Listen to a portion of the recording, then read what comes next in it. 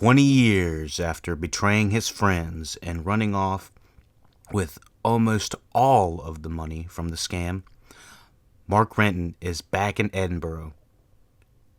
It is his first time back since the events that split him, Spud, and Simon apart.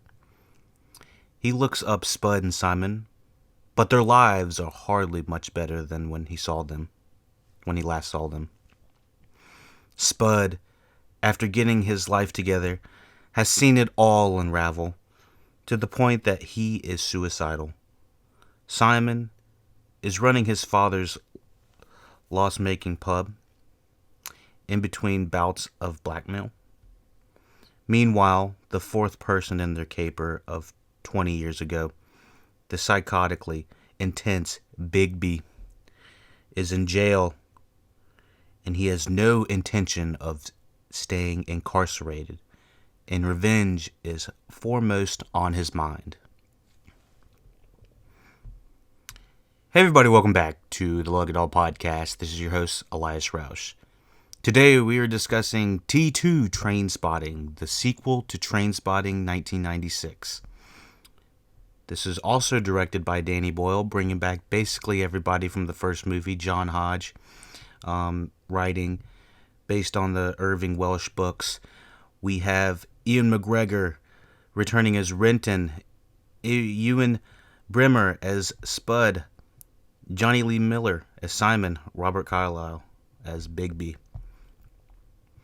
Now, I just recorded the Trainspotting 1 review, so if you haven't seen Trainspotting at all, I would go back, rewatch Trainspotting 1, unless you're a little bit sensitive about drugs, if you're a little sensitive about, 90s drug culture. There's some scenes in there that can be a little bit intense to watch with regarding to kids. So that's just, what I want to throw out there. So if you have not seen Trainspotting 1, go back and rewatch that, listen to the review, and then come back to T2, because honestly, I think T2 is one of the most necessary movies. Trainspotting 1 is the most necessary movie to most sequels that you'll ever have to watch, because there's homages, there's things, there's callbacks. There's an entire story that you're missing to this first half if you're just jumping in T2 head first. So, given that, everybody should have seen Trainspotting. Now that you have, I want to say it's not the same cinematographer, but the cinematography, my God, it's right back there. This is Anthony Dodd Mantle, who has also been Danny Boyle's cinematographer for other movies like Slumdog Millionaire and 127 Hours. I gotta say, T2 Trainspotting transports you right back to the world with the camera work, the editing, the music, the acting. It's all phenomenal. Some of the pros I really liked about this movie were the editing and the cinematography.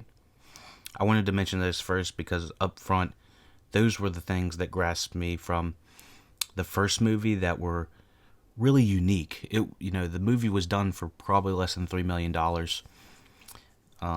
in US dollars. But that's relatively low in comparison to how beautiful the film was. The first film had quite a scope when it was showing unique camera angles, showing them in these really disgusting locations, but making them extremely interesting using the camera work. Really enjoyed Trainspotting 1. Now, Trainspotting 2 takes many of those same elements. The beautiful cinematography, the editing, the music, the camera work, all of that, the acting, takes all of that, brings it 20 years later, so everything's a little bit more polished. Everything looks a little bit better. I will say that T2 is not nearly as bleak as the first one. The first one has this kind of dark clouds, but yet there's you can see the horizon way off in the distance. I think this is kind of way more of the horizon and beautiful sunsets of an ending than it is as bleak as the first one. So,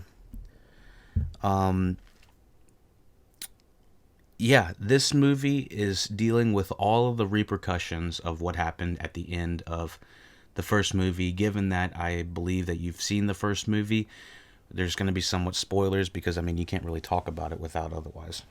So, spoilers for Trainspotting 1, not 2 yet. I will mark it when we are going to talk about Trainspotting and spoilers. Trainspotting 2 and spoilers. So at the very end of Trainspotting 1, without giving too much away of that movie, if you haven't seen it for whatever reason, at the very end, Mark Renton, Ewan McGregor, runs off with all of his friends' money. They just pulled a scam for about $20,000, which doesn't sound like much, but they're all drug dealers and they're all drug addicts and stuff like that, so that's quite a lot for them.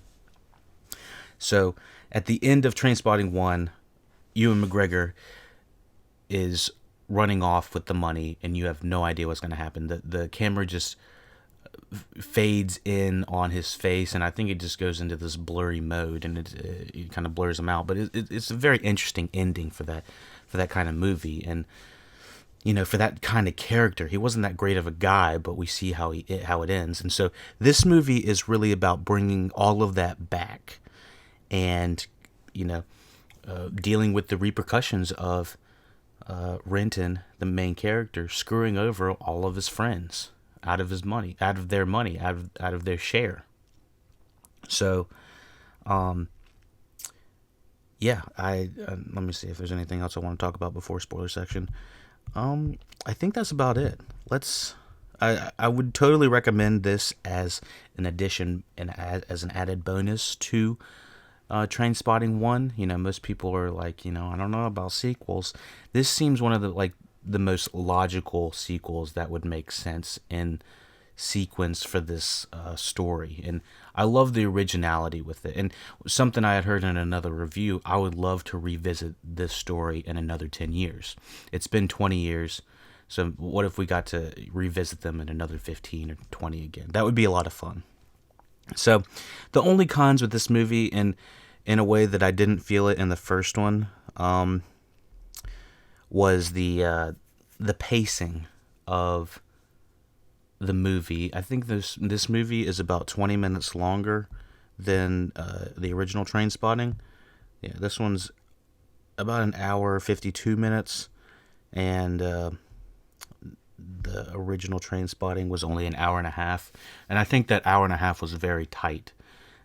This feels a little bit more laissez-faire with how they're going with the story, but it also allows for a little bit more quote-unquote hangout time, chill time. But and kind of like the first movie, I think this movie actually gets better on its second half as well. Let me see. All right, so let's hop into the spoiler section for Trainspotting 2. T2, whatever the hell it's called. Okay, so, let me see.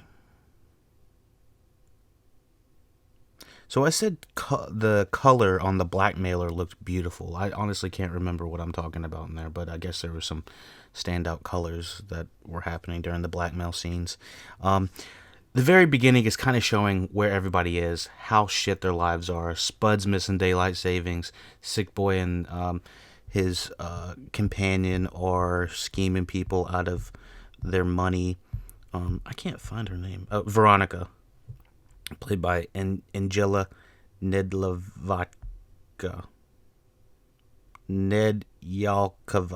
Sorry. She's, I don't think I've seen her in anything else. But she's beautiful and a pretty good actress too, from Bulgaria. So, Veronica is nailing, or I guess it's technically called pegging, her clients, and Sick Boy is recording them on, I guess, some sort of camera. And that's what their scheming's going on. And he's also running that pub. Bigby is in jail, and he's trying to get the fuck out, to the point where he gets stabbed. He tells one of his inmates to stab him to get him out. And Spud is just on his last wit. He, trying to get, clean and everything, to the point where, well, technically he is clean, but he's trying to get to the point where he's not depressed anymore because of where his life is gone.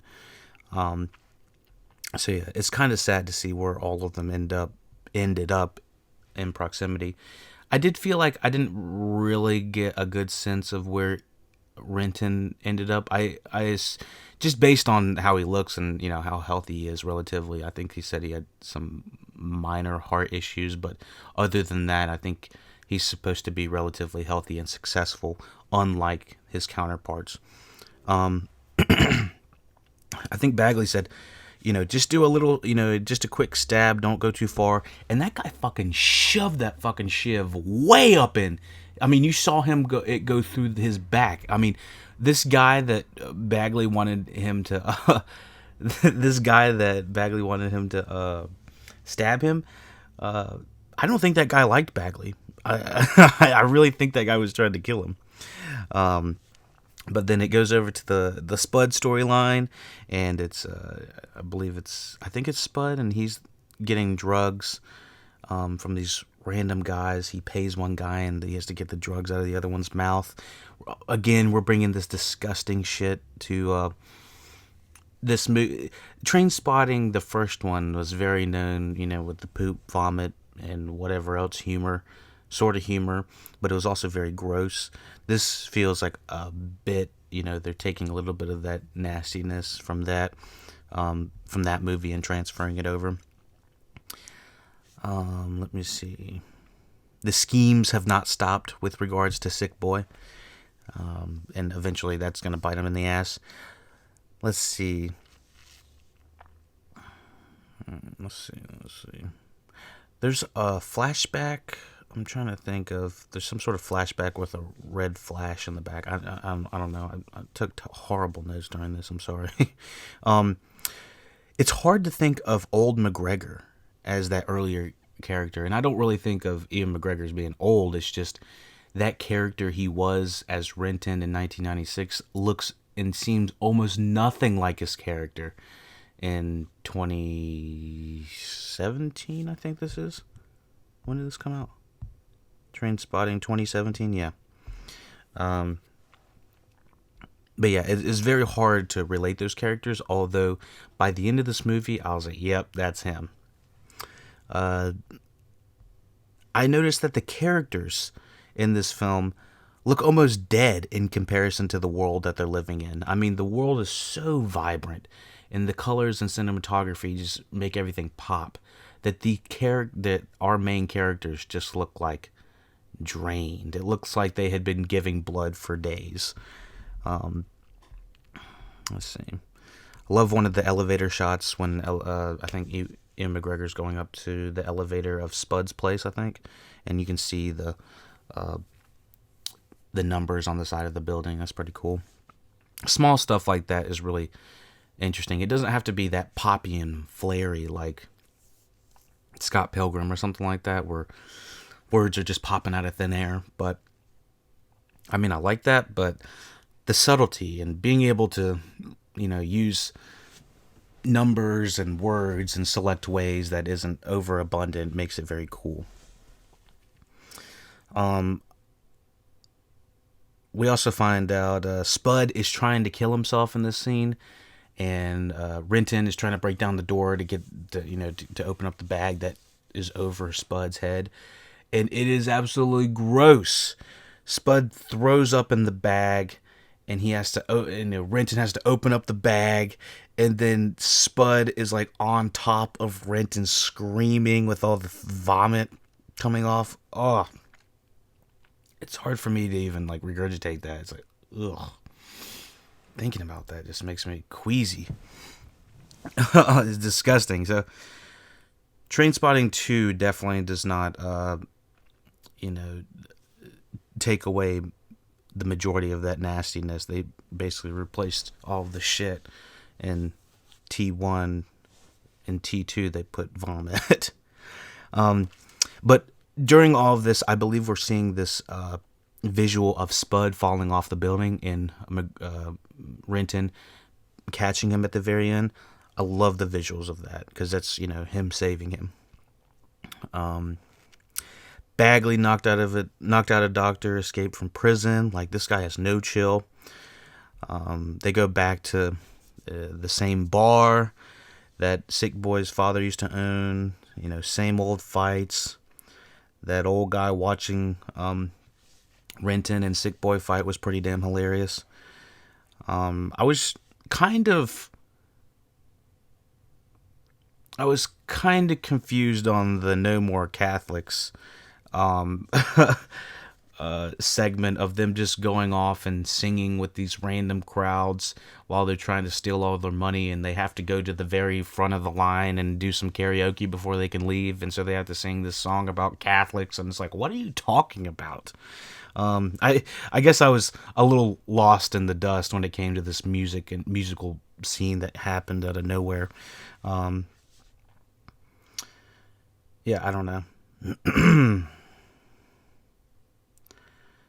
Oh yeah, so they steal cards and money from all these people at this. It was one of their scams of Sick Boy and Renton after they're done singing, and they have tons of these Visa cards. Are they just guessing the numbers to the cards and just throwing them away? I was very confused about how they were actually obtaining money from all of this. I don't feel like you could get too much during that. Also, there's cameras in ATM, so when you would steal a Visa card, or if you would use someone else's Visa card, your face is instantly caught. Like, I don't understand what the thinking is with these degenerates. They're horrible thieves. So, if anything, that's gonna bring them down later. Let me see. I said I love the guy on the flash of the side of the car. Mark is off on the choose life. I'm not really sure what I was talking about with love the flash of the guy on the side of the car. I really don't know what I'm talking about. Mark goes off on a choose life monologue. This is when he's talking with Veronica, and this is kind of when they're starting to become a couple. And I think at this point, Sick Boy and Veronica have already gotten in trouble for the blackmailing stuff, and so they have gone to see Mrs. MacDonald from the first movie. What is her name? Kelly MacDonald? Kelly MacDonald. They see Diane from the first movie, who is the underage girl that Renton slept with. I will say that one of my cons with this movie was not really reckoning with the fact that he was with a much younger girl in the first movie. And then they seem to address it in this movie with the Diane character saying, Veronica's too young for you, Renton. But yet he doesn't seem to care and still sleeps with her anyway. Obviously these are two consenting adults. I'm not putting that down on anything. I'm just saying from the story angle, I don't understand why you would have in the 90s that problematic situation come up and then readdress it again in the 2017 era 20 years later, and then still do nothing to address it from I guess from a learning curve, from like the character growing. It's like he still hasn't learned anything. He's still sleeping with women that are like 15 to 20 years young. I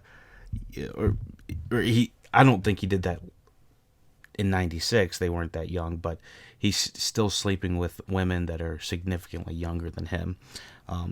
Hopefully this time she was legal, but what I'm saying is, the fact is, I feel like they dealt with none of the repercussions of that. And I'm like, why even bring it up? They didn't have to get together, is what I'm saying. But given they did, I started to see where the movie was starting to end up. I think it was around the hour 10-minute mark where I realized that Veronica is starting to play all sides. The thing is, we never get Veronica's I don't feel like we get a full Veronica perspective, and so we never really get inside her head about what she is or what she wants, except for maybe some independence and not to have to go back to her country broke. And so Mark going off on the choose life monologue, basically, choosing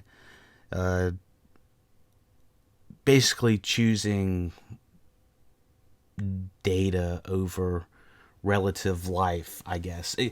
Choose life is what they were saying in the first movie, which I don't remember them saying it tons and tons of many times, but it was something they were saying, choose life as in kind of ironically. And it is this kind of outdated term in a way. But I like how in 2017 they were able to self-reflect it, choose to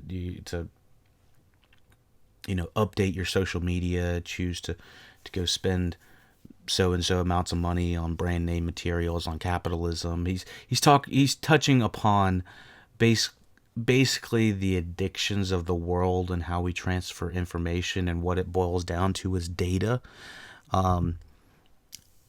But ultimately, he's trying to relate I think he's trying to relate his struggle and addiction problems as a young man when he was saying choose life to saying that it's not just the addiction of drugs, it's the addiction of everything. It's the consumerism of the world that is consuming us.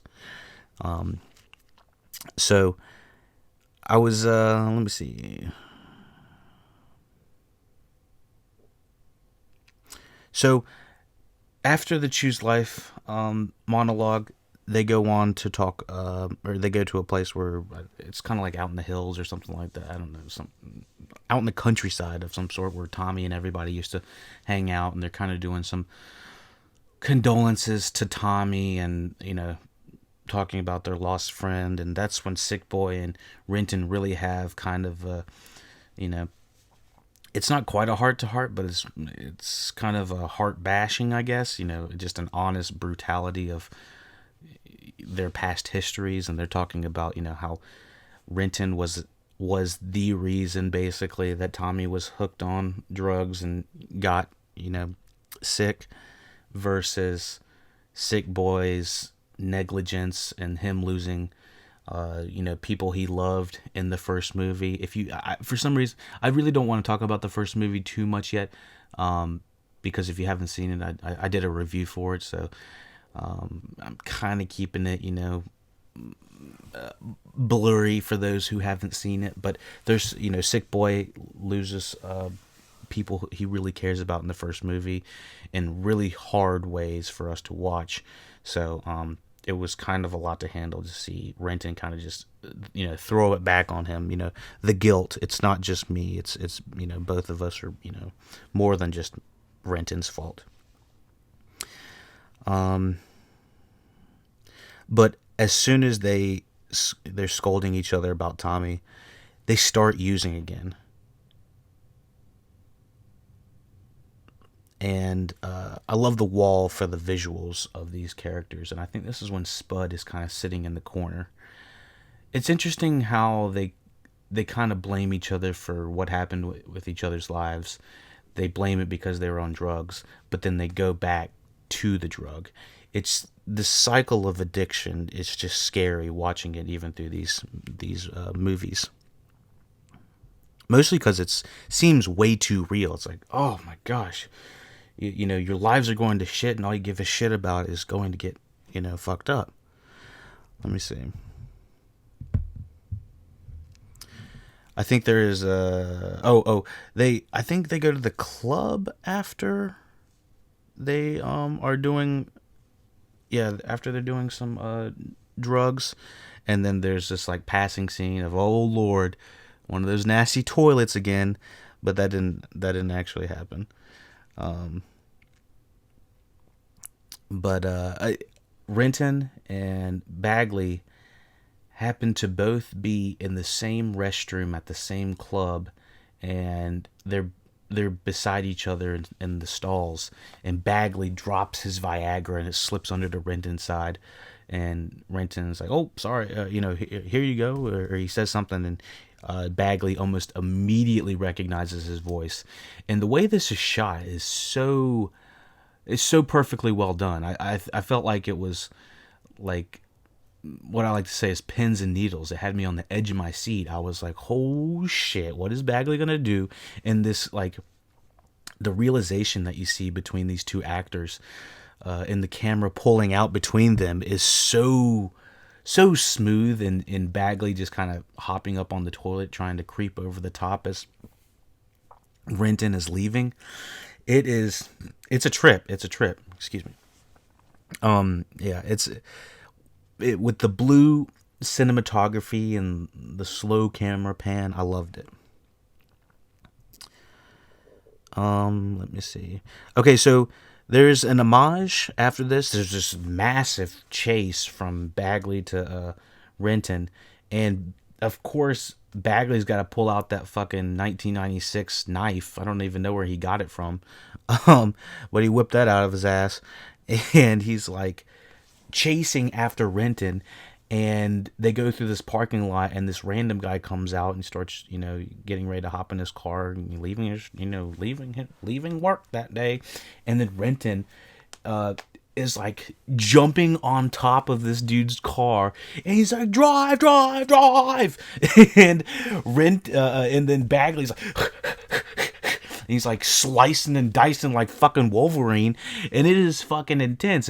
This movie turns from like a drama to a comedy to an action to a horror show in all of about 45 minutes, and I absolutely loved it.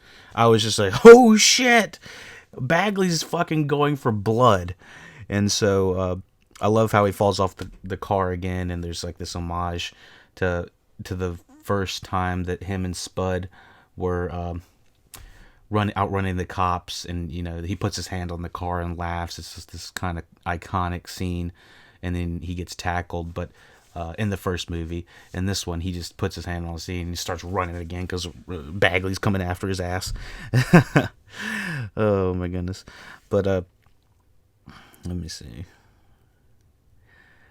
Yeah, and he hits fucking hard the ground. Let me see. So, Sick Boy and McGregor get taken out to...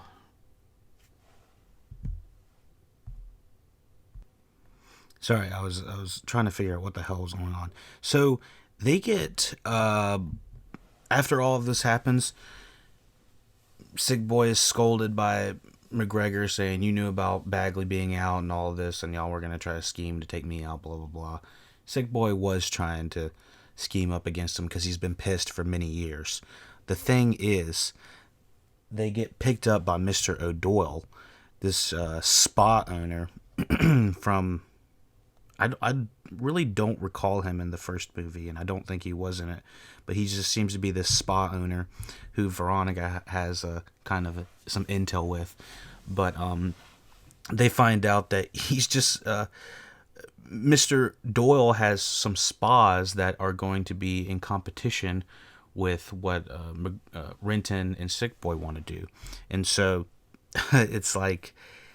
gangster, they just take him out to the woods, and they're like, we're gonna make it look like we're gonna kill you, but we're just gonna humiliate you. We're gonna remove all your clothes, and you're gonna have to fucking run back.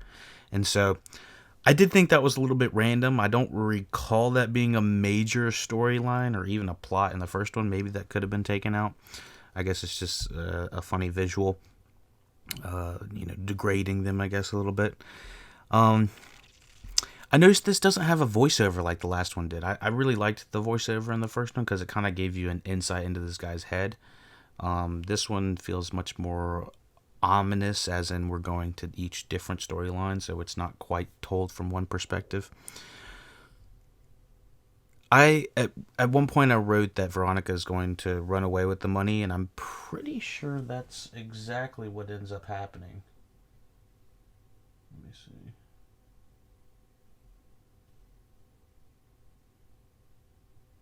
Yeah, I believe that Veronica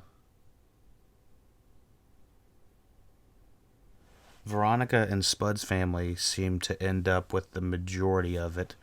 Um, and I was like, damn it, they're going to try to betray each other again. I was like, these motherfuckers don't learn nothing. Um, I love the scene of Bagley dropping in on Spud. I don't think I talked about in between that Spud and Veronica had a conversation that maybe he should become a writer. And there's some cool visuals with him writing, acting like he's writing in the air.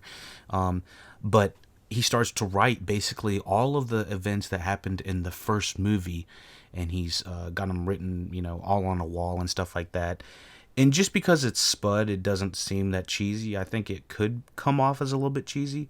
However, Spud has the knowledge that Bagley doesn't, that we do. We have Spud and Renton's perspective from the Trainspotting movie originally, and that's what Bagley is reading on the wall, which is very fourth wall breaking, especially with the way that it's intertwined with this next movie. So it was fun to watch how it all unraveled as the mystery was going.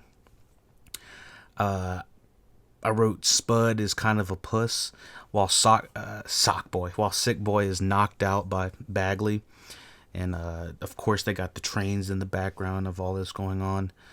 I love the scene with Renton and Bagley, and he's like in this bathroom of some sort, and they're talking about themselves as younger kids. Not really sure why they needed to do that. I didn't feel like that really connected to the story anymore. I guess it just kind of plants in your mind they've been young men for so long that they're now old men, but things change, people change, but ultimately they're still those young men inside them. And showing the boys in the same positions as Renton and Bagley were in, really recontextualizes what's going on in a way, because when we see two grown men fighting, we don't really think about it, but when we see two young boys or two kids trying to go at each other, you're like, stop it, y'all are kids. And so that's kind of what I feel like they're trying to boil it down to. They're just old friends.